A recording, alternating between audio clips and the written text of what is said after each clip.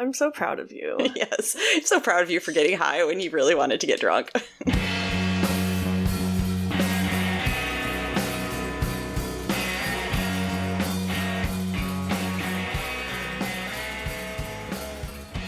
All right, we're rolling. Okay. Welcome, friends. Do we need to to clap? Pickles and... Oh, yeah! Thank you so much. 3, 2, 1. I'm glad one of us is professional. Only one can be at once. That's true.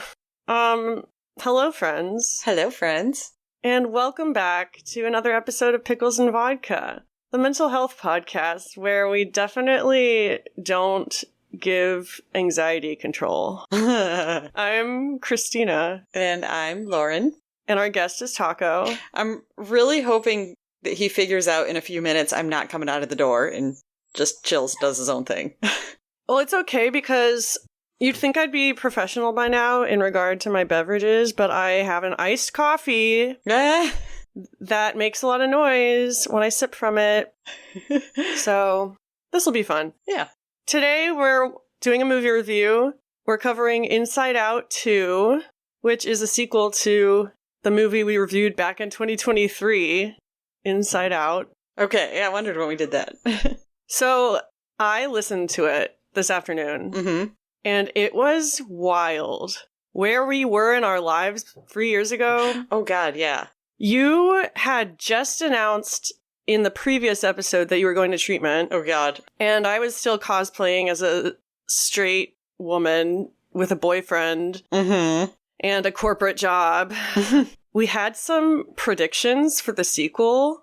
Okay. I don't know if you want me to give those at the beginning or near the end. It doesn't matter, but yeah, I'm interested in what we said. Okay, well, you have some time to think about it because... Well, you won't have time to think about it because I'm about to ask you, where are you at, Lauren? So this is the week in between Pico's birthday and Pico's death day, basically. Yeah.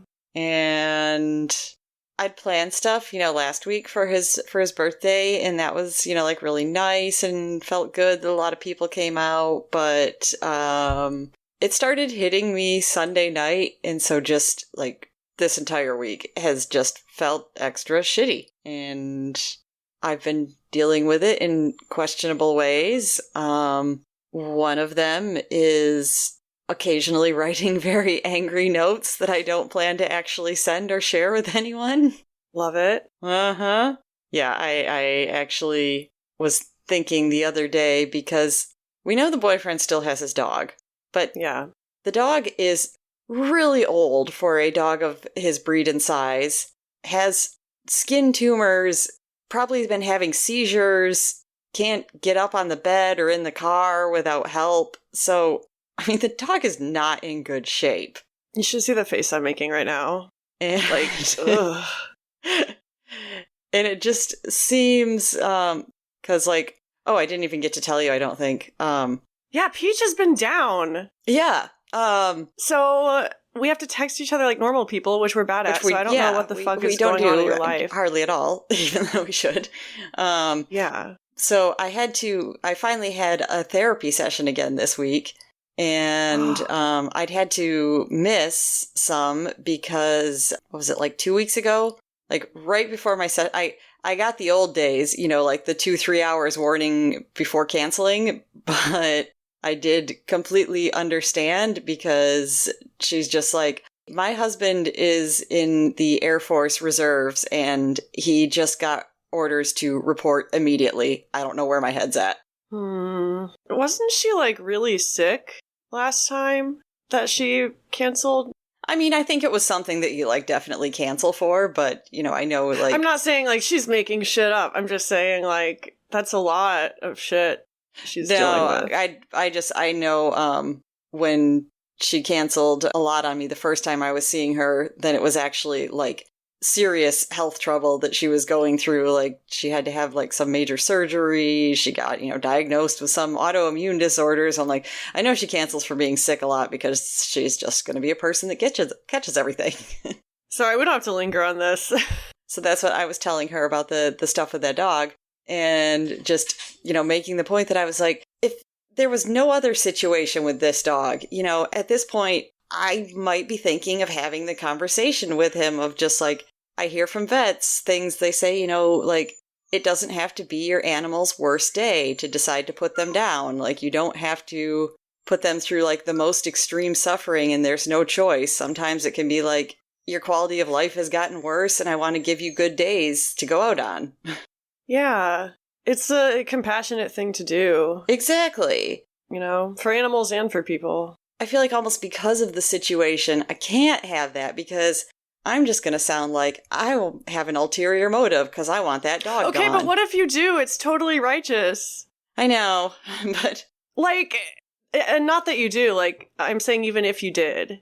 Yeah. No one would blame you. Exactly. If he gets That's what I'm upset saying. about Like, that. if none of this had happened, I could see myself thinking this anyways. Like, I know it's hard, but, how much more does he have to suffer?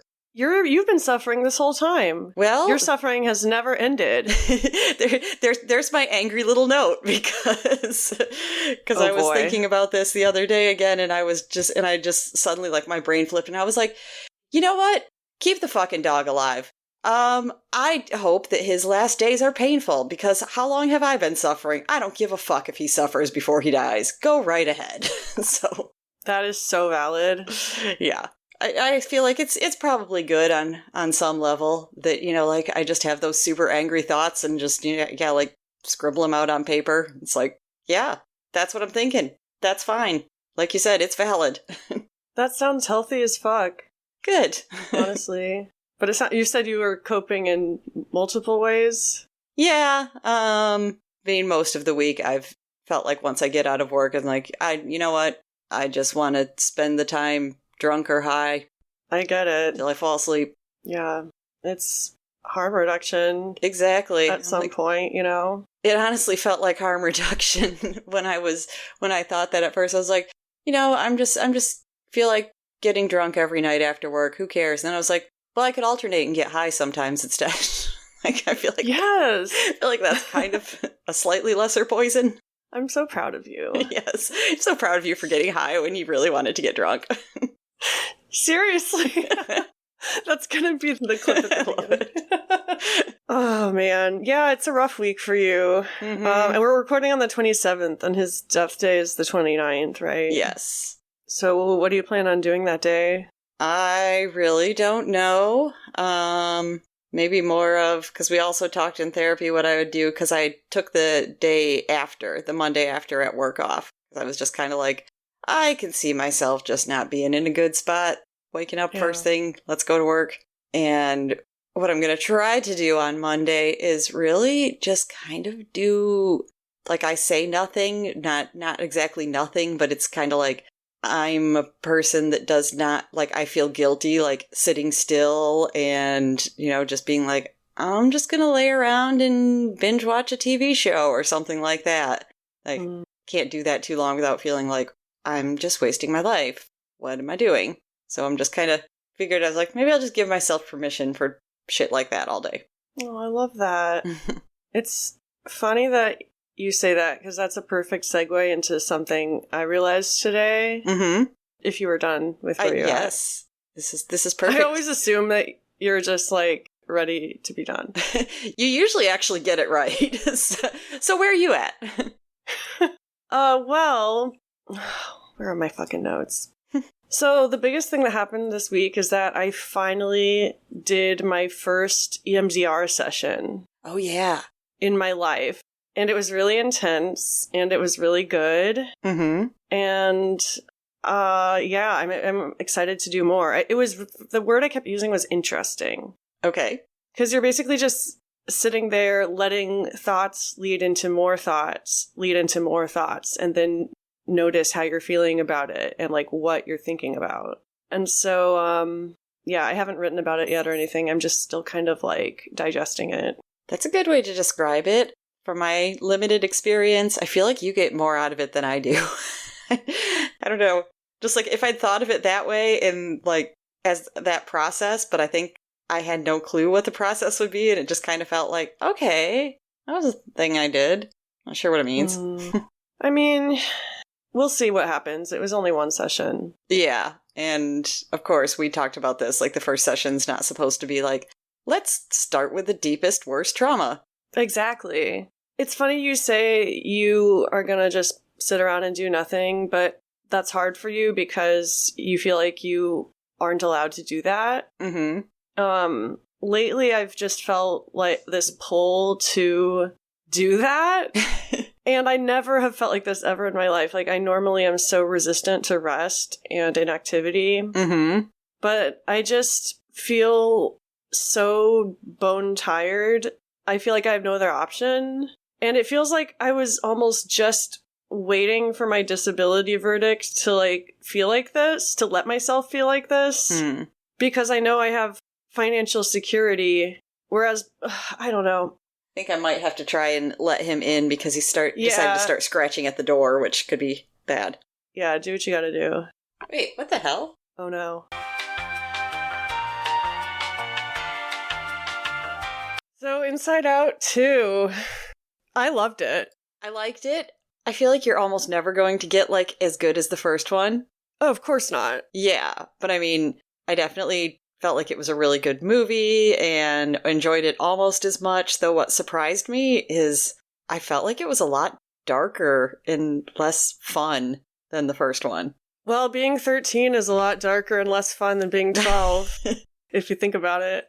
I mean, this is true.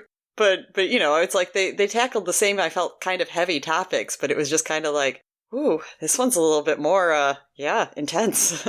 So, for those who didn't listen to our episode 120, where we talked about Inside Out 1, at the end of that episode, we made predictions for the sequel, and they were things like, I wonder if they'll talk about psych meds, I wonder if they'll talk about, like, mental illness, sex, addiction. And so I think because I was thinking about all those dark things, what they actually did was so mild in comparison. I was like, this is not that dark. That's really funny that that's kind of the stuff we were thinking. Because, yeah, as you were saying that, I was like, oh no. They didn't even hit really, like, romance, like any sort of, like, feeling attracted to people. I mean, touched on a little obsession, but... We will get to that. I have some theories. Okay. But yeah, in the original movie, they had the core memories. Mm-hmm. And this sequel centers around your sense of self, which I thought was really interesting. Yeah. Those in the know would call that a core belief. A core belief, yes, indeed. This is the first Pixar film ever scored by a woman. Oh. I found out. I didn't know that. Oh. Yeah, Andrea Datzman. Okay. Also, one of the elephants in the room is that 2 of the cast members from the first movie have been replaced. Yes, and I don't know if I want to do this now, but I had a lot of interesting thoughts on that. Ooh, okay. Put a pin in that. Okay. It was directed by Kelsey Mann, who I originally thought was a woman, but is a man. Oh, okay. Kelsey Mann is a man. Okay. So I'm going to try to get through the synopsis. Okay. I watched this 2 nights ago, and I already, forgot a lot of stuff. I know. I watched most of it Thursday night and finished it up Friday, so I was really thinking that would be ideal because I'll remember, but I think I'll do okay. Yeah, and I have some phone notes I took during it. Mm-hmm. Let's just hope I remember the context. Yeah, I was looking over my notes, and one of them I have no clue, but oh well. Exactly. So, okay, when we open the movie, Riley is 13, and she's about to enter high school. She still has the 5 original emotions: joy, sadness, fear, disgust, and anger. And they now oversee the sense of self, which is feelings and memories that shape Riley's beliefs. Your core beliefs about yourself. Exactly. It does introduce this thing early on where Joy has assembled a tube out of junk, and that's where she shoots out all the bad memories. Mm-hmm. And I wrote down, I thought we were done with the toxic positivity. Has Joy learned nothing from the first movie? That's funny because one of my first notes is she kind of trying to control unhappiness again? How well did that work last time? Yeah, she kind of annoyed me again this time, just like last time. she's introducing all the emotions, and I really love it when she's like, you know her, you love her, that's right. Sadness is in the house. Yeah. I was like, yeah, that's pretty accurate. Yep. They're kind of like catching us up on what Riley has been up to, and they show like a vignette. One of them is her like outgrowing her clothes. Yeah. Do you remember that scene? Mm-hmm. I wrote, that scene has no right to trigger me as much as it did. Yeah, because it kind of just like blew past me. One of my first things that I wrote, of course, I told you, I was like, I have thoughts on the hockey of it all, just so you know. Oh, okay. They show her at high school. She makes a couple of friends. And then I wrote down, if this sports scene goes on longer than 10 minutes, I swear to God. Yeah. Because there's a lot of long It was hockey really, scenes. yeah. I mean, the story kind of related to the fact that she plays hockey a lot, but it did. I did notice that even, like myself as a fan was kind of like, they're really expecting people to stay on board for all this hockey stuff. Exactly. One of my first notes that I wrote, actually the very first one I wrote, because they're trying to show, obviously, that like she's not a little kid anymore. She's 13, right? So, just turning into a teenager, going through all that stuff you do then. And so she has braces, and I was just like, if your kid seems to be playing pretty competitive high-speed hockey, why would you get her braces now? Yeah. Because hockey players infamously get their teeth knocked out. I mean, I didn't know that, but I'm not surprised. Yeah, I was like, maybe wait. Doesn't she have like a victory or something and forms a new core memory? And Joy sends it down to that pool where all of the core memories become the sense of self. What was that place called? I don't remember. But you know what I'm talking about, right? Yes. So the sense of self is made up of all of these core memories. Mm-hmm. And Joy goes around and like checks out a few of them. And the one that she looks at is both of her parents coming in and sitting on her bed and like showering her with praise. Mm-hmm. And I wrote down, that makes me so uncomfortable. I could never be an only child. Yeah, I probably would feel the same way. Yeah. The next thing I have is basically the introduction of puberty.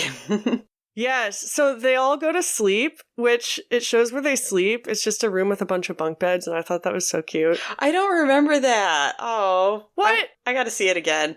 I was kind of doing some other stuff in the beginning, so maybe, yeah, I just missed that picture. I know. I wish I had watched it twice, honestly. Mm-hmm. But Joy laughs in her sleep, and I wrote, of course she does. So yeah, they wake up to this alarm blaring, the puberty alarm, Mm-hmm. and there's construction workers knocking everything down. The console is being replaced. I wrote down the sign, pardon our dust, puberty is messy, because I got a kick out of that. And then the new characters start appearing. There's anxiety, envy, embarrassment, and ennui. Yeah. Which I was like, that's so random. Even when I remember, like, when this movie was coming out and they said what the new ones were going to be, I was like, I thought ennui was kind of a dumb one. And it's like, yeah. I got the purpose of it as it went through, but I felt like, I don't know, maybe like apathy or ambivalence might have been a better name. It's kind of silly.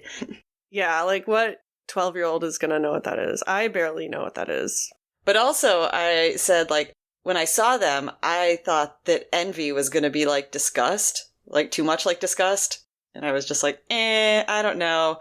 But envy's a little happier. It's just more, like, oh, I want to be you.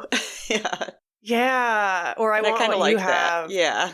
Yeah. So envy is like that. Ennui is like bored with everything. Mm-hmm. Embarrassment hardly ever speaks. They just like hide in their hoodie. Mostly a big nose and a hoodie. Yeah. Embarrassment was so cute. I know. Oh my god. When they like laid down on the console and they just like planked. Oh my god. And then anxiety is the one we'll be talking about the most. Mm-hmm. So they basically just come in and take over. Yeah, like at this point, doesn't anxiety pretty much just like take over the control panel and everything? Yeah, and Joy is complaining because I don't even remember what gets them kicked out of headquarters. Me neither. We're doing bad at this. That's okay. Watch the movie yourself if you want to know. But I thought it was really interesting that anxiety from the start is framed as professional, positive, and even powerful. Yeah. Like at first, they don't seem like a negative character. I mean, I don't know, how I felt about whether I thought this was going to, be a positive or negative influence or whatever. But definitely when I think of anxiety, I think of feeling powerless. So I didn't expect them to come in and just take control and be like, I have good ideas. Yeah. Joy is trying to say that we don't do negative emotions around here. Like, this is we're going to think about it tomorrow shoot. And anxiety is disagreeing. Yeah, which is a good point, as we said. Yeah. And somehow all of the original emotions get sucked up a tube and they get taken to a vault with I don't know. Do you remember anything about this? Not really. God. But it's funny. It's because I do think, and it's fine, but I have always thought when we do movie reviews that we come at them differently. Like, I just want to, comment on weird points I saw, and you kind of want to, recount the story. Yeah, I guess because if people haven't seen it, they won't know what's going on. Yeah. But we don't have to be so thorough. No, because, I definitely listen to a lot of podcasts where they review movies or they review books, and I have not seen them, and I still enjoy it. So where should we begin? Yeah, so I guess, we're fuzzy on the specifics, but like you said, all of the core emotions have kind of been banished, and the new ones are in control now. And Riley and her friends kind of got, scouted for, a hockey camp so they can be on the high school team. Yes. So, yeah, let's go with them going to camp. That's where I think I have my next thoughts. Yeah, I like how she hits puberty the day before also. Of course, yes. That's when it all happens. Uh-huh. Oh, and I thought it was interesting that, the characters were testing out the new console, and they realized that even slight adjustments impacted Riley 10 times more than usual. Yeah, which makes sense. Yeah, every emotion is amplified. And is the most important thing in the world all of a sudden. And it's funny that you say that, because I just thought when you said, I'm like, but I feel like parents that have gone through it with their kids, it's really common for them to just be like, oh, my child was so great, and then it just feels like overnight they turned into a monster. Yep. Maybe that's the scene where she grows out of her clothes. I don't know. I think it's like you said in the beginning. So they get dropped off at this hockey camp, and right away you meet a new character, Val, who is the captain of the other team, the team that Riley wants to be on someday. Yeah. I liked Val so much. Val was so hot. Well, there's that. but also I liked that they didn't make her, stuck up. I know I'm better than you. She was really cool big sister type. Yeah. I agree. Or at least I see your point of view. I have other theories, which we'll get to. Okay. I have a lot of notes about Val. Yeah, so right away there's this conflict. Riley doesn't know whether to hang out with her friends, who, by the way, in the car told her that they were going to go to a different school next year. Right. So she's just found out she's going to be alone, pretty much. Yep. Which is so relatable. And yeah, right away she's like, do I hang out with Val and the cool kids? Or... That made me understand a lot of her choices a lot more, because I feel like it's really cliche to just be like, oh, I came with my friends, but these older cool kids want to talk to me, so I ditched my friends. But it's she's also struggling with, my friends aren't going to be there next year, and these girls will. This could make me not be terribly lonely and miserable. So... Damn, that makes me think about Mean Girls in a whole new light. Oh, wow. I'm going to have to, I'm going to have to apply it to that now, too. On our next episode, where we review Mean Girls. But yeah, it's a act of self-preservation, and that's how anxiety sees it. Anxiety, right away, is trying to influence Riley to choose Val and her friends. Yeah, anxiety is very much Joy 2.0. She just, she believes she's doing good for her. Intentions are good. Actions, eh. Yeah, actions are So Anxiety is coming up with this plan to make Riley happy, which involves basically like backstabbing her old friends and being a cool kid. Yeah. And while this is happening, the original emotions are trying to like get their way back to them. I wish I'd written down the names of like all the clever names that they inserted for like a second. At one point, they are floating on the stream of consciousness. I did write down the sarcasm. Oh my god, the sarcasm was incredible. I loved it. It's the sarcasm. Yeah, it was great. Somehow Joy like has the old sense of self. Because once puberty hits, like there's no more sense of self. Right. She starts growing a new one. Right. Based on anxiety. Very appropriately based on anxiety, that turns out to be, I'm not good enough. Yeah. So the sense of self is accompanied by these, like, I don't know if you want to call them affirmations, where you'll like touch the sense of self and literally hear like, I'm a good person. Yeah. Or I'm a good friend. But yeah, then when she starts growing the new anxiety-based sense of self, it's like, I'm a bad person. What did they say? I'm not good enough. I'm not good enough. That's the one time I kind of like teared up a little bit. Oh my god, me too. Me too. when you start hearing like, I'm not good enough. And it's just like, I've heard that in my own voice so much that, yeah. Yeah.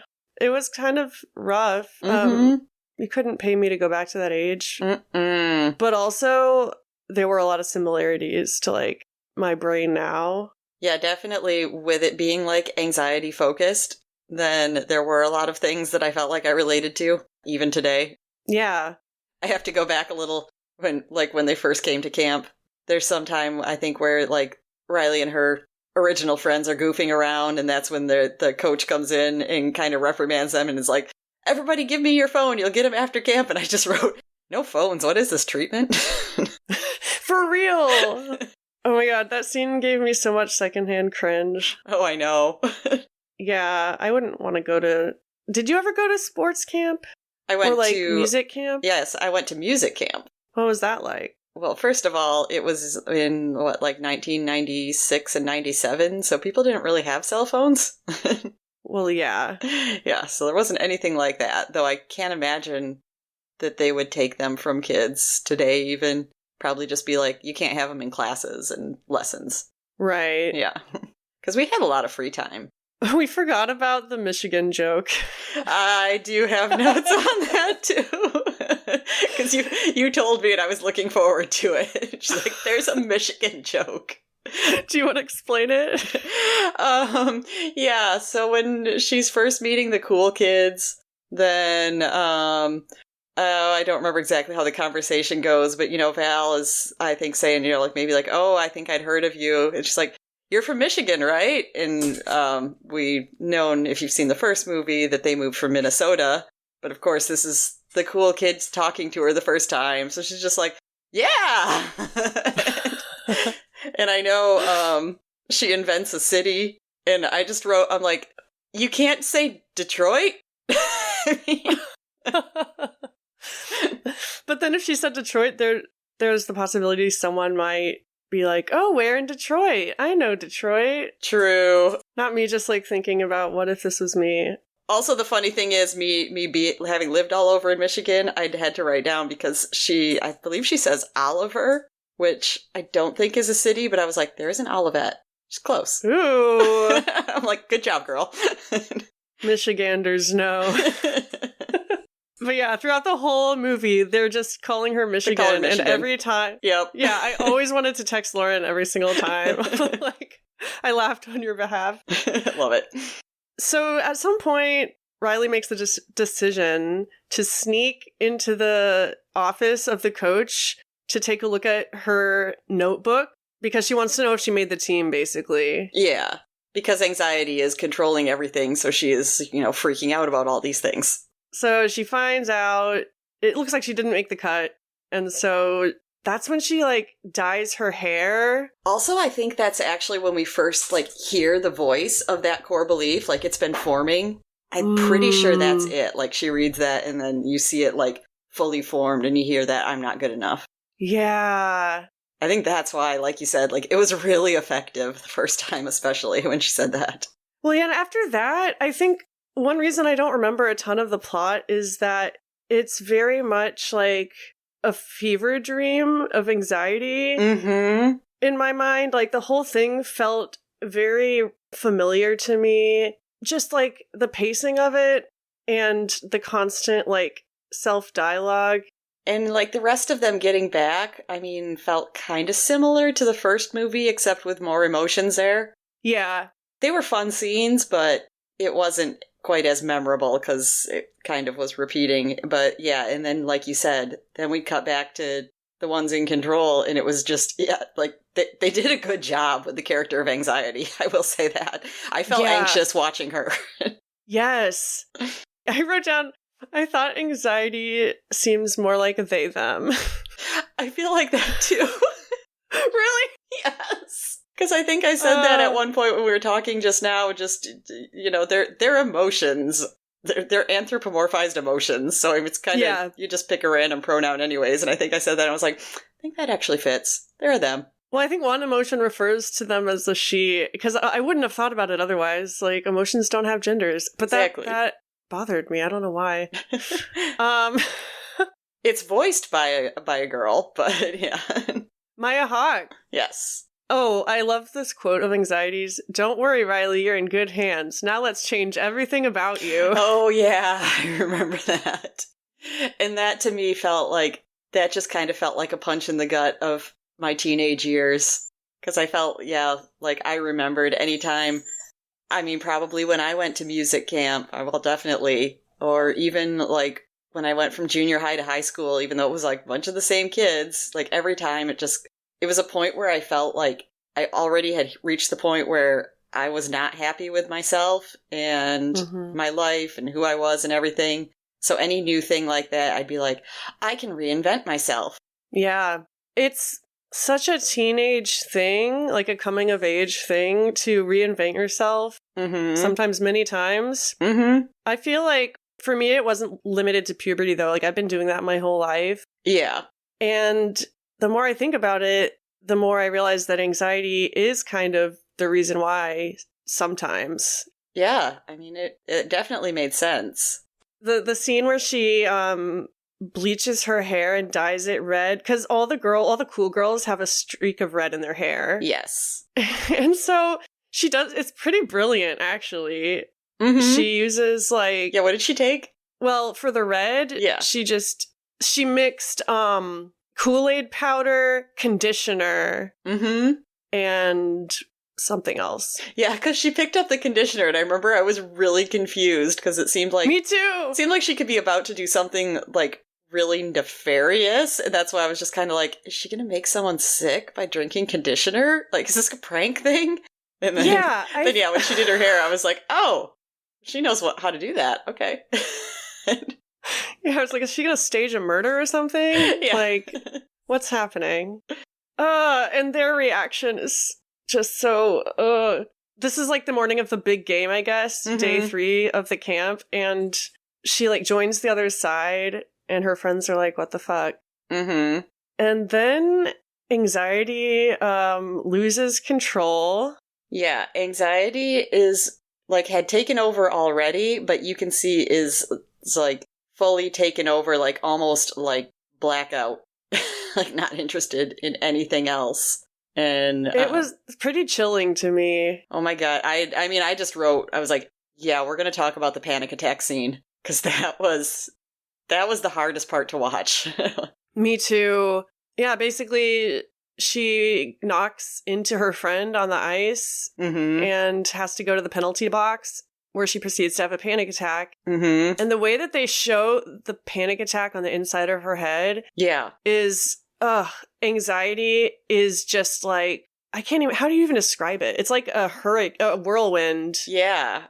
Like a tornado inside her. Tornado. Yeah, moving so fast you can't even see anymore. And then, like, they'll cut back between, like, all that absolute craziness going on, and then you see Riley just, like, sitting in the box, and it's like, when she I love that they didn't even, like, say something, like, oh my gosh, I feel like my chest hurts or something. They just show her, like, clutching at her heart, because it's like, and you just, if you've experienced it, you feel like you're going to have a heart attack.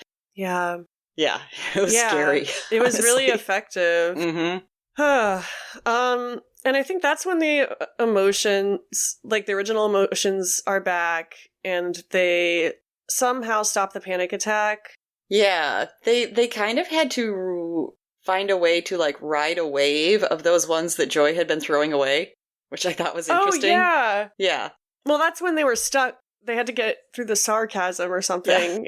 Yeah. And yeah, all of those memories that Joy, like, threw away now form an ocean.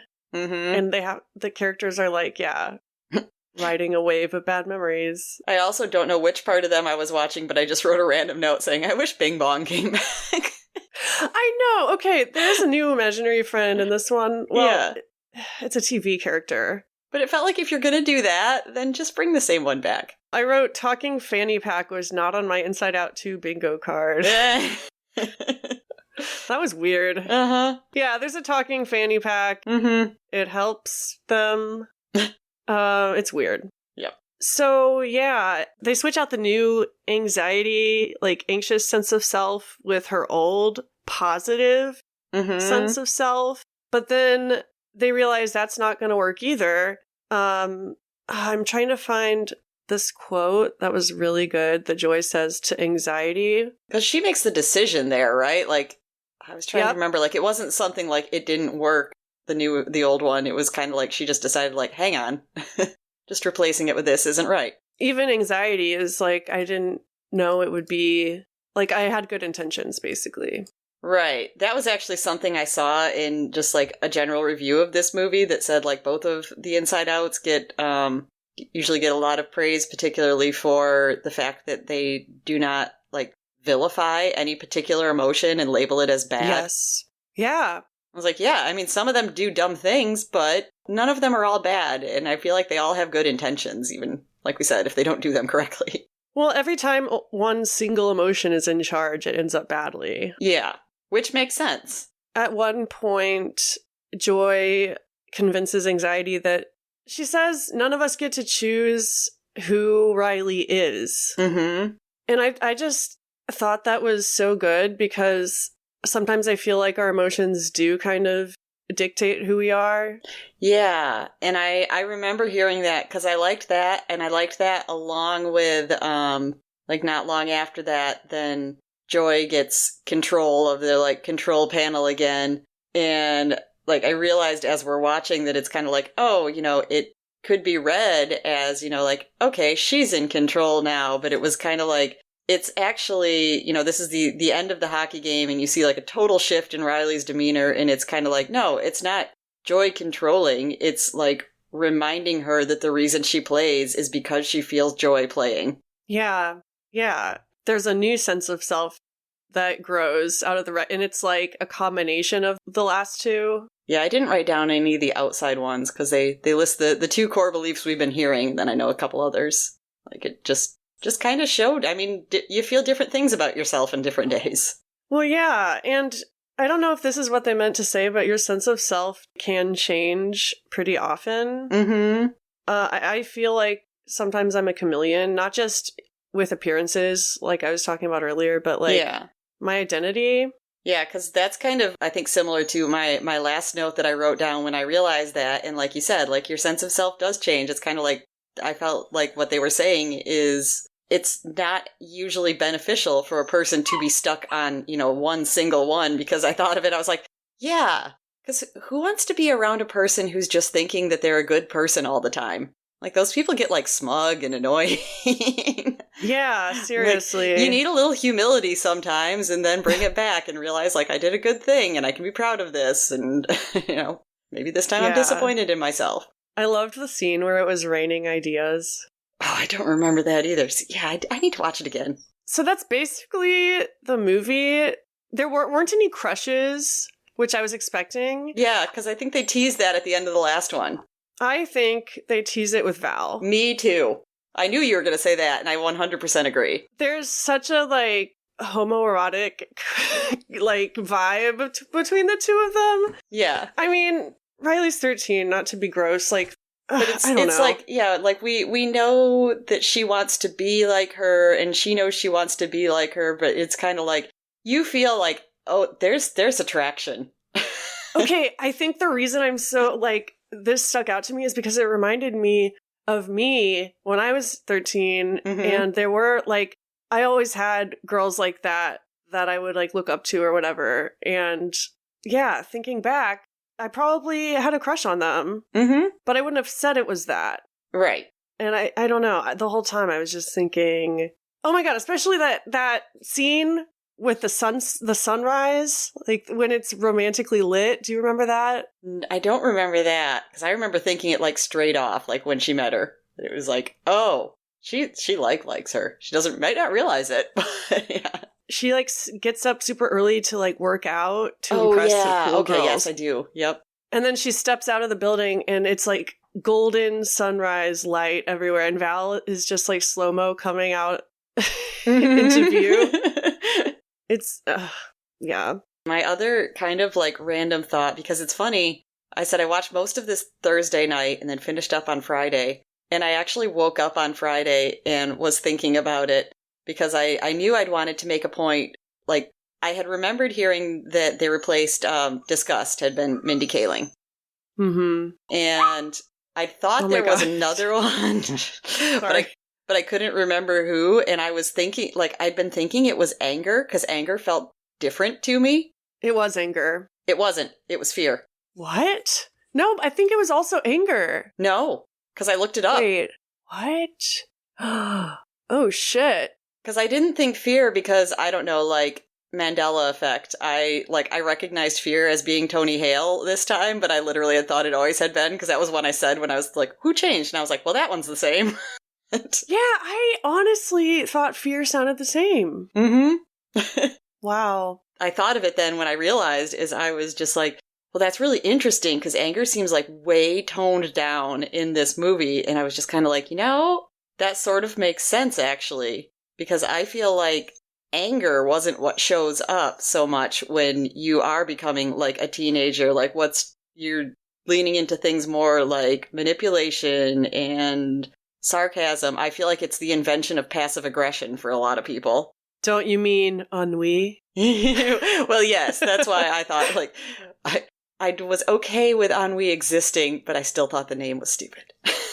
Yeah. But it also made me think, second random mention, I was like, yeah, like Mean Girls. Because I put the phrase, I was like, this is when you learn things like don't get mad, get even. I heard don't let the sun go down on your anger. Oh, I have heard that too. Yep. But also I do think anger does... Well, I don't know. As someone who was raised like a girl, anger was not part of puberty, or like I had it, but I just kept it inside. But I feel like boys, from what I've heard, do get angry more during puberty. So that's interesting. And it was hard for me too, I know, because I was thinking like, I'm seeing this and I'm like, but I also, have come to realize that I was raised in a family that never thought it was okay to show anger. So what can I say about when I felt anger? I just shut it down. I loved how they jumped into more characters' heads this time. Mm-hmm. They show inside her friends' heads and her parents' heads and the teacher at one point, I think. I think so. Yeah. But, I know, like, the friends, when they're, like, nervous about letting her know they're not going to be at the same school. Yeah. Ugh. So and they relatable. did show, I know, in the parents again, which I had enjoyed the first time. Who is your favorite character? Embarrassment. He just made me laugh every time. Embarrassment and sadness together. Uh-huh. It was so good. Like, I'd get a little stuffed doll of Embarrassment. I love him. Ooh, good to know. Yeah, Embarrassment was great. I liked Nostalgia. Oh, yeah, I forgot that too. It's a little old lady emotion. Yeah. And every time she comes out, they put her back in her like room and they're like, no, They're all like, not yet. You're time early. yet. Yeah.